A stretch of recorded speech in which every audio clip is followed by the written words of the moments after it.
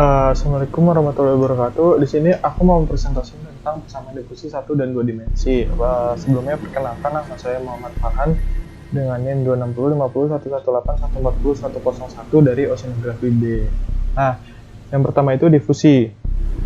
Nah, definisi dari difusi ini sendiri adalah salah satu dari beberapa fenomena transportasi yang terjadi di alam. Perbedaan utama dari difusi ini adalah hasil dalam transportasi percampuran atau transportasi massa tanpa memerlukan gerakan yang besar. Jadi, difusi ini beda sama si adveksi yang mekanisme transportasinya memanfaatkan gerakan yang besar untuk memindahkan si partikel dari satu tempat ke tempat yang lain. Nah, contoh dari difusi ini misalnya perambatan energi panas pada logam besi. Nah, proses difusi itu akan terus berlangsung sampai panas tersebar luas secara merata pada logam besi atau mencapai keadaan keseimbangan di mana perpindahan energi panas tetap terjadi walaupun tidak ada perbedaan suhu. Nah, itu sedikit definisi dari difusi. Nah, selanjutnya ini kita masuk ke persamaan umum difusi satu dimensi.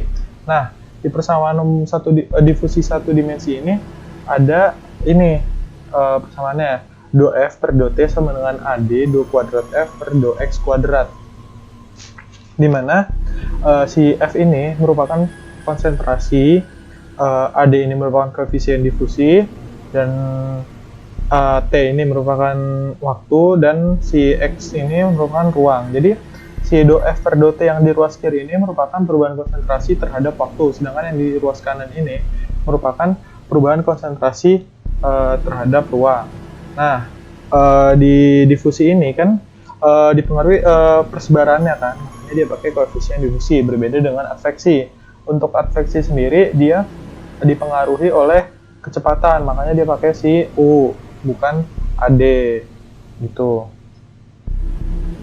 Nah, selanjutnya kita masuk ke metode eksplisit dan metode implisit. Nah, di sini tuh untuk metode eksplisit dan implisit terdapat perbedaan. Untuk si metode eksplisit ini sendiri, dia itu bakalan ada syarat kestabilannya atau kriteria stabilitasnya yang merupakan menjadi syarat utama. Sedangkan di metode implisit ini gak ada syarat kestabilannya. Nah, metode eksplisit tadi itu sebenarnya itu bakalan lebih mudah, tapi saat diterjemahkan ke bahasa pemrograman itu tuh bakalan lebih cepat kita pakai metode yang si metode implisit ini. Nah, kenapa kayak gitu? Jadi karena si metode implisit ini nggak ada syarat kestabilannya kan. Padahal tuh aslinya si metode implisit ini tuh bakalan lebih kompleks. Kenapa? Karena gimana caranya kita bisa menstabilkan dengan nggak ada syarat kestabilannya gitu. Nah, biasanya dari software itu misalnya kayak di software SMS gitu, bakal ada input buat syarat kestabilannya. Nah, emang metode implisit ini bakalan lebih cepat dari running dan juga waktunya dibanding metode yang eksplisit.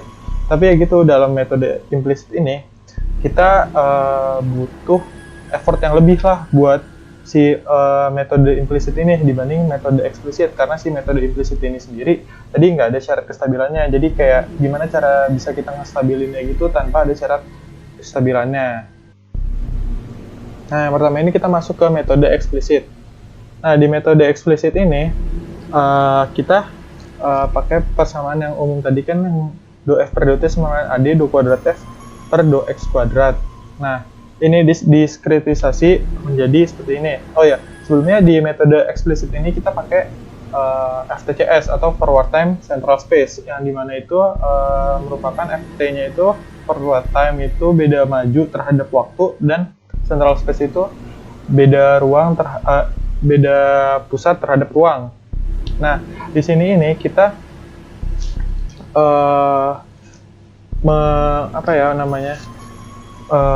nentuin gitu. Jadi kayak yang untuk waktu ini kita perubahannya itu si yang atas, nentuinnya itu yang atas, sedangkan untuk ruang itu kita yang bawah.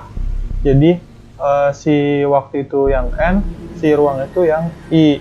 Nah, kan yang ruas kiri ini perubahan konsentrasi terhadap waktu kan. Nah, di diskretizasi menjadi seperti ini. Jadi FIN plus 1 min FIN per delta T sama dengan si yang ruas kanan ini yang tadi perubahan konsentrasi terhadap ruang. Nah, makanya yang berubah itu yang si bawahnya ini. Nah, dan bedanya di sini kan tadi ini kan beda maju kan, jadi N plus 1 sama N. Kalau beda pusat ini jadi seperti ini. I plus 1, I sama I min 1 gitu. Nah, dari seperti ini, itu tuh ini pindah ruas ke sebelah kanan, delta T-nya juga pindah ke kanan, ntar jadinya seperti ini. FIN plus 1 sama dengan FIN plus alpha FI plus 1N dikurang 2 FIN plus FI min 1N, dimana si alpha ini merupakan koefisien difusi dikali delta T per delta X kuadrat gitu. Nah, di sini juga di metode eksplisit ini ada kriteria stabilitasnya. Jadi kriteria stabilitas yang kayak udah tadi aku singgung sedikit di perbedaan yang metode implisit sama eksplisit kan. Di metode eksplisit ini ada kriteria stabilitasnya, di mana alfa sama dengan AD delta T per delta X kuadrat harus kurang dari sama dengan setengah. Jadi ini tuh merupakan syarat utamanya gitu. Nah, selanjutnya kita masuk ke metode implisit. Nah, di metode implisit ini kita masih pakai persamaan momen tadi, cuman bedanya ini kayak gini. Di metode implisit ini tuh pendekatan beda maju untuk waktu dan beda pusat untuk ruangnya itu dipakainya nilai pendekatannya tuh rata-rata, jadinya bakalan didiskriminasi menjadi seperti ini. Sehingga karena pakai nilai pendekatannya ini rata-rata, jadi tuh dia si metode implisit ini nggak ada syarat kestabilannya tadi. Nah, ntar bakal jadi kayak gini, minus alpha FI plus 1 N plus 1 plus 1 plus 2 alpha FI N plus 1 min alpha FI min 1 N plus 1 sama dengan alpha FI plus 1 N plus 1 min 2 alpha FI N min alpha FI min 1 N. Nah, di mana alfanya tersebut merupakan si koefisien difusi dikali delta T per 2 delta X. Nah, selanjutnya itu habis dari yang tadi itu diselesaikan dalam matriks sistem persamaan linear atau matriks SPL seperti ini. Nah, dalam matriks SPL seperti ini itu nanti terdapat AI max min 2 J max min 2. Nah, itu tuh dibatasi dengan untuk J sama dengan I, maka AIJ sama dengan 2 plus 2 alpha. Untuk J sama dengan I minus 1 atau J sama dengan I plus 1, maka AIJ sama dengan minus alpha. Nah, dari si matriks SPL tadi ini, kita selesaiin lagi dengan cara seperti ini, dengan dua bagian. Ada eliminasi Gauss yang digunakan untuk menghilangkan diagonal bawah, dan juga ada back substitution.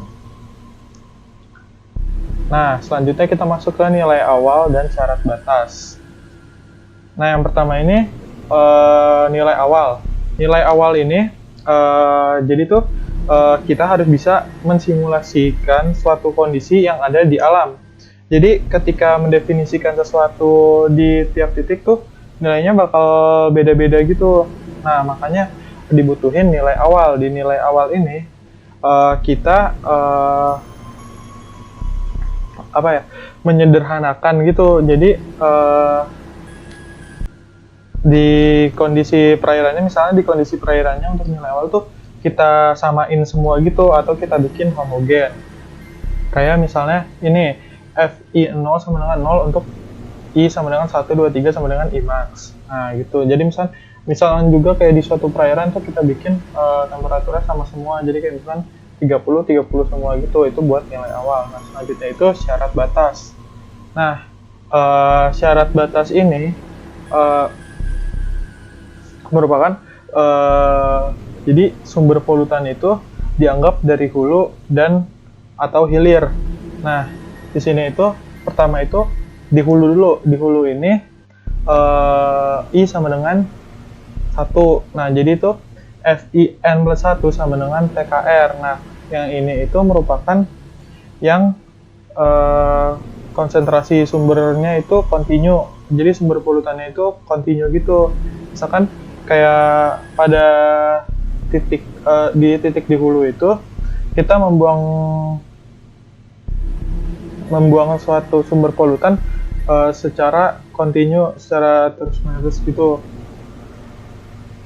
Nah, sedangkan atau si yang ini FI1 sama dengan TKR ini tuh yang konsentrasi sumbernya itu discontinue itu. Nah, contohnya tuh misalkan kayak kita membuang suatu sumber polutan di hulu itu hanya sesaat gitu loh. Jadi dia tuh nilai konsentrasinya discontinue. Jadi nilai konsentrasinya bakalan berkurang seiring waktu. Jadi gitu. Nah, untuk yang di hilir ini sama aja FI. Cuma bedanya kalau yang tadi di hulu ini I sama dengan 1, kalau di hilir ini I sama dengan maksimum. Jadi FI max N plus 1 sama dengan TKN. Nah, ini untuk yang si konsentrasi sumbernya itu continue. Dan buat yang ini FI max N plus 1 sama dengan FI max min 1 N plus 1 ini untuk konsentrasi sumbernya itu discontinue. Nah, selanjutnya kita masuk ke persamaan difusi 2 dimensi. Nah, di persamaan difusi 2 dimensi ini persamaan umumnya tuh seperti ini.